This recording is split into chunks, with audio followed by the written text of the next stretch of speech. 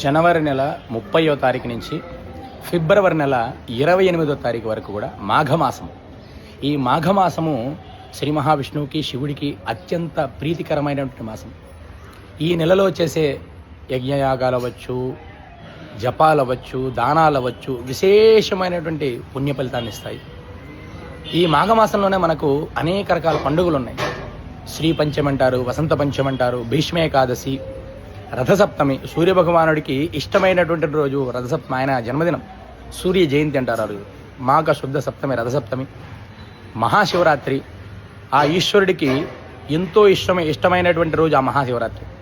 కావున ఈ మాఘమాసము నెల రోజులు కూడా శివకేశవుల్ని అత్యంత భక్తి శ్రద్ధలతో పూజలు చేసుకొని జపాలైనా, యజ్ఞయాగాలైనా, దానధర్మాలైనా విశేషంగా చేసి ఆ పార్వతీ పరమేశ్వరుల యొక్క అనుగ్రహానికి, లక్ష్మీనారాయణుల యొక్క అనుగ్రహానికి పాత్రులు కండి.